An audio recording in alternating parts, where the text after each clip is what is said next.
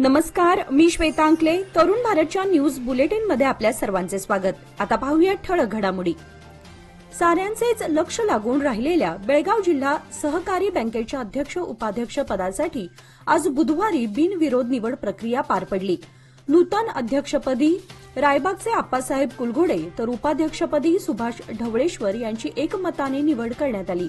बेळगाव शहरातील एका खासगी हॉटेलमध्ये सर्व संचालकांसह आमदार भालचंद्र जारकीहोळी, डीसीसी बँकेचे माजी अध्यक्ष माजी खासदार रमेश कत्ती यांच्या उपस्थितीत बैठक पार पडली. याप्रसंगी इच्छुक उमेदवार देखील एकाच वाहनातून आल्याने ही निवडणूक बिनविरोधच होईल यावर शिक्कामोर्तब झाला होता. यानुसार अपेक्षेप्रमाणे ही निवडणूक बिनविरोध पार पडली. यावेळी बँकेचे संचालक अण्णासाहेब जोल्ले, महांतेश दोडगौडर, जिल्हा पालकमंत्री सतीश जारकीहोळी, रमेश जारकीहोळी आदी उपस्थित होते. जिल्हा पालकमंत्री सतीश जारकीहोळी यांच्या नेतृत्वाखाली झालेल्या बैठकीत संचालकांसह वरिष्ठांना विश्वासात घेत रायबागमधील काँग्रेस नेते आप्पासाहेब कुलघोडे यांची एकमताने निवड करण्यात आली. त्यांच्या अध्यक्षपदाचा कार्यकाळ हा पुढील 2.5 वर्षांसाठी असेल. मंगळवारी मध्यरात्री 12च्या सुमारास बेळगाव येथील पुणे-बेंगळूर राष्ट्रीय महामार्गावरील सुवर्ण सौध नजीक ऊस वाहतूक करणारा ट्रॅक्टर कलंडला. रात्रीची वेळ असल्यानं वाहनांची वर्दळ कमी होती, त्यामुळे सुदैवाने कोणतीही जीवितहानी झाली नाही. सदर ट्रॅक्टर एमके हुबळीहून हुदली साखर कारखान्याकडे निघाला होता असे समजते. ट्रॅक्टर पूर्णपणे ऊसाने भरलेला असल्याने रस्त्याशेजारी सर्वत्र ऊस पसरला होता. चालकाचे नियंत्रण सुटल्याने सदर अपघात झाल्याचे समजते. महाराष्ट्र विधानसभा निवडणुकीदरम्यान चंदगड विधानसभेसाठी नंदाताई कुपेकर ह्या शरद पवार गटाकडून अधिकृत उमेदवार असून त्यांच्या विरोधात महाविकास आघाडीकडून अप्पी पाटील हे रिंगणात उतरले आहेत. त्यामुळे बंडखोर असणारे अप्पी पाटील यांना फटका बसण्याची शक्यता आहे. महाविकास आघाडीच्या एकतेतून विजय होऊ शकतो असं चित्र निर्माण होत आहे. प्रत्येक पाठिंबा हा महत्वाचा ठरला असून अशा पाठिंब्याची गरज उमेदवारांनी कार्यकर्त्यांना नक्कीच प्रेरणादायी ठरेल असे मत कुपेकर यांनी व्यक्त केले. दरम्यान आपल्याला 10 हत्तींचं बळ प्राप्त झालं आहे असं सांगून नंदाताई कुपेकर बाभुळकर यांनी जारकीहोळींचे आभार मानले आहेत.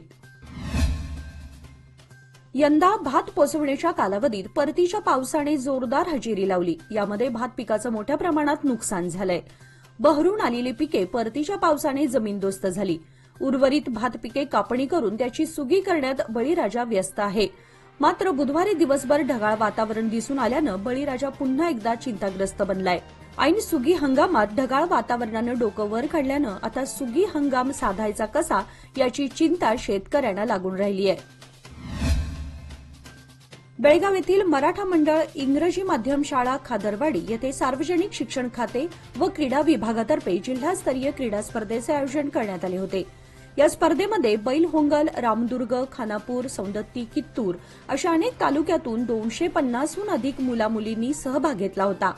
दरम्यान बेळगाव ग्रामीणच्या क्रीडा शिक्षण अधिकारी साधना भद्री, शाळेच्या मुख्याध्यापिका वनश्री नायर, जम्प रोपचे कर्नाटक प्रमुख गुरु बागेवाडी, आंतरराष्ट्रीय जम्प रोप खेळाडू अभिषेक पवार, क्रीडा शिक्षक रणजित किल्लेकर, आंतरराष्ट्रीय कुस्तीपटू पैलवान अतुल शिरोळे यांच्या मार्गदर्शनाखाली हा कार्यक्रम मोठ्या उत्साहात पार पडला. यावेळी संगीता कुडची, जयश्री केसरकोप, श्रीनिक मल्लापूर यांच्यासह इतर मान्यवर, क्रीडा शिक्षक व खेळाडू आदी उपस्थित होते.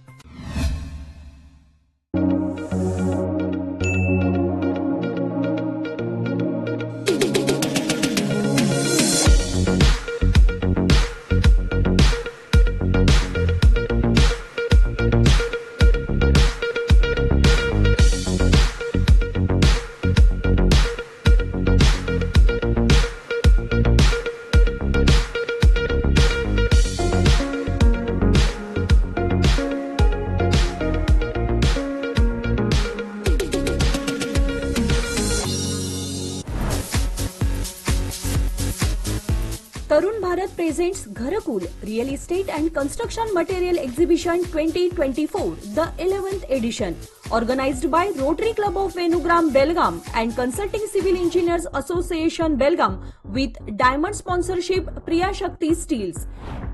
Yes, it's a golden opportunity. Join this mega event and reach thousands of people in Belgaum and its surrounding areas for greater public relations, exposure and impact. at Seafield Ground, Belgaum from 21st to 26 November 2024.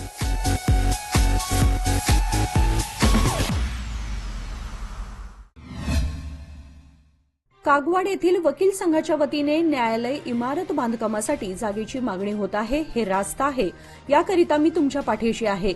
मुख्यमंत्री, कायदा मंत्री व APMC मंत्री यांच्यासोबत चर्चा करून तुमचे प्रश्न सोडवण्यासाठी प्रामाणिकपणे प्रयत्न करणार असल्याचा विश्वास आमदार राजू कागे यांनी व्यक्त केला. यावेळी त्यांनी मागण्या सरकार मान्य करेल, आंदोलन मागे घ्यावे असे आवाहन केले. मात्र आंदोलक वकिलांनी जिल्हाधिकाऱ्यांनी लेखी आश्वासन दिल्यानंतरच आंदोलन मागे घेऊ असे सांगितले. संकेश्वर शहर परिसरात चोरीच्या घटनांमध्ये दिवसेंदिवस वाढ होत आहे. आजपर्यंत झालेल्या घटनेचा सुगावा लागलेला नाही अशी परिस्थिती असतानाच नुकतेच सुधाकर शेट्टी यांचे बंद घर लक्ष्य करून चोरट्यांनी सुमारे 3 लाख रुपयांचा ऐवज लंपास केलाय. वाढत्या चोरी प्रकरणी शहरात भीतीचं वातावरण निर्माण झालं आहे. गत 3 ते 4 वर्षांपूर्वी बसवण्यात आलेले शहरातील सीसीटीव्ही कॅमेरे अद्यापही बंद अवस्थेत आहेत. यामुळे चोरट्यांचं फावलं आहे. जिल्ह्यातील बेरोजगार युवकांना उद्योगधंद्याची संधी उपलब्ध करून देण्याच्या दृष्टीने येथील एसके पब्लिक शाळेच्या आवारात शनिवार दिनांक 16 रोजी सकाळी 9 वाजता उद्योग मेळाव्याचे आयोजन करण्यात आले आहे. या मेळाव्याला युवकांनी मोठ्या संख्येने सहभागी होऊन या संधीचा लाभ घ्यावा असे आवाहन सीएसटी संस्थेचे अध्यक्ष चन्नबसप्पा शेट्टी यांनी केलं आहे. शेट्टी पुढे म्हणाले, या मेळाव्यासाठी 30हून अधिक कंपन्या सहभागी होणार आहेत. या मेळाव्यामध्ये हुक्केरी, चिकोडी, रायबाग, गोकाक, मुडलगी, अथणी या तालुक्यासह ग्रामीण भागातील बेरोजगार युवक सहभागी होणार आहेत. हा मेळावा सीएसटी संस्था, एसएसएन कला व वाणिज्य महाविद्यालय, सीआर फाउंडेशन, जिल्हा उद्योग विनिमय केंद्र व गेळेयर बळग यांच्या संयुक्त विद्यमाने आयोजित करण्यात आला आहे. अनिरुद्ध केदारी रेडेकर यांनी शिवाजी पाटील यांच्या समाजसेवेचे आणि विकास कामांवरील निष्ठेचे कौतुक केले. शिवाजी पाटील हे लोकांच्या मनात विश्वास निर्माण करणारे आणि चंदगडच्या विकासासाठी सदैव सज्ज असलेले नेते आहेत. त्यांच्या नेतृत्वाखाली चंदगडच्या प्रगतीला नवा गतिमान मार्ग मिळेल. त्यामुळे त्यांना आमचा आणि सर्व एकनाथ शिंदे गट शिवसेना कार्यकर्त्यांचा संपूर्ण पाठिंबा आहे, असे अनिरुद्ध केदारी रेडेकर यांनी सांगितले. शिवसेना नेत्यांचा हा महत्वपूर्ण पाठिंबा मिळाल्यामुळे चंदगड मतदारसंघात शिवाजीराव पाटील यांच्या विजयाची शक्यता अधिक बळकट झाली आहे.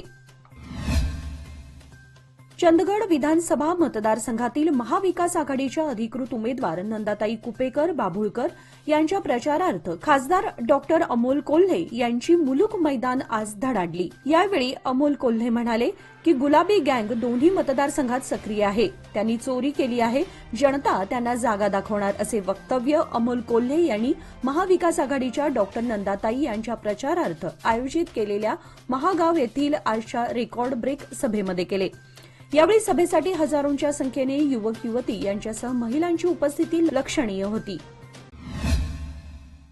सादर आहे लोकमान्य दुर्गा शक्ती योजना, जी देते तुमच्या गुंतवणुकीवर 10.25% परतावा, तेही फक्त 18 महिन्यांमध्ये. सोबत 1 लाखापर्यंत व्यक्तिगत अपघाती विमा विनामूल्य उपलब्ध. अधिक माहितीसाठी आजच कॉल करा 1800-212-4050. फक्त सभासदांकरिता. अटी लागू. लोकमान्य, जिथं पैसा वाढतो आणि नातं वृद्धिंगत होतं. पश्चिम आशियातील मित्रदेश आर्मेनियाला भारताने पहिली आकाश एअर डिफेन्स बॅटरी पुरवली आहे. याचबरोबर भारताने संरक्षण निर्यात क्षेत्रात एक मोठी कामगिरी केली आहे. ब्राह्मोस क्षेपणास्त्रांची विक्री केल्यावर भारताच्या या हवाई सुरक्षा कवचाची मागणी अन्य देशांकडून वाढली आहे. संरक्षण मंत्रालयाच्या अंतर्गत येणाऱ्या भारत इलेक्ट्रॉनिक्स लिमिटेडने पहिली आकाश मिसाईल सिस्टीम बॅटरी मित्र देशाला निर्यात करण्यात आल्याची माहिती दिली आहे. प्रमुख औषधी साहित्याच्या निर्मितीत देश स्वयंपूर्ण होईल. आयात अवलंबित्व 50% कमी होणार असल्याचे संकेत आहेत. कारण यामध्ये 2 नवीन प्रकल्पांची सुरुवात झाल्यामुळे भारत स्वदेशी उत्पादनाला चालना देण्याचा आणि आयातीवरील आपले अवलंबित्व अर्धे करण्याचा विचार करत आहे. चीनकडून प्रमुख औषधी घटकांसाठी स्टार्टिंग मटेरियल म्हणजेच केएसएम आणि ऍक्टिव्ह फार्मास्युटिकल इन्ग्रेडियंट म्हणजेच एपीआय वरील आयात अवलंबित्व कमी करण्यासाठी बल्क औषधांसाठी उत्पादन लिंक्ड इन्सेंटिव्ह योजनेअंतर्गत गेल्या महिन्यात 2 प्लांट सुरू करण्यात आले. देशात दहशतवादी घटनांमध्ये मोठी घट झाली आहे. 2023 पर्यंत मागील 5 वर्षांमध्ये दहशतवादी घटना आणि चकमकींचे प्रमाण 77% कमी झालं आहे. तसेच दहशतवादी घटनांमधील सर्वसामान्य नागरिकांच्या मृत्यूचं प्रमाणही 75% घटल्याची माहिती केंद्रीय गृह मंत्रालयाने अंतर्गत सुरक्षा विषयक संसदीय स्थायी समितीला दिली आहे. या समितीचे प्रमुख भाजप खासदार राधामोहन दास अग्रवाल आहेत. आजकाल क्विक कॉमर्स कंपन्यांची मागणी लक्षणीय वाढत आहे. नागरिक फक्त 10 मिनिटात घर बसल्या छोट्या वस्तू ऑर्डर करत आहेत. या कंपन्यांमध्ये ब्लिंकिट, इन्स्टामार्ट, झेप्टो अशा अनेक कंपन्यांचा समावेश आहे. भारतीय अन्न सुरक्षा आणि मानक प्राधिकरणाने सर्व ई कॉमर्स आणि क्विक कॉमर्स कंपन्यांना अन्न सुरक्षेबाबत मार्गदर्शक तत्वे जारी केली आहेत. गेल्या काही दिवसांपासून खाद्यपदार्थांच्या दर्जाबाबत ग्राहकांकडून अनेक तक्रारी येत आहेत. हे लक्षात घेऊन FSSAIने e commerce food business operators सोबत एक बैठक बोलावली, ज्यामध्ये अनेक कठोर निर्णय घेण्यात आले. याचबरोबर आजचे बातमीपत्र इथे संपले. अधिक माहिती आणि ताज्या घडामोडींसाठी पाहत रहा तरुण भारत न्यूज चॅनल. तसेच आमच्या चॅनलला लाईक, शेअर आणि सबस्क्राईब करायला विसरू नका. आणि विश्वासार्ह बातम्यांसाठी दररोज वाचा दैनिक तरुण भारत. धन्यवाद.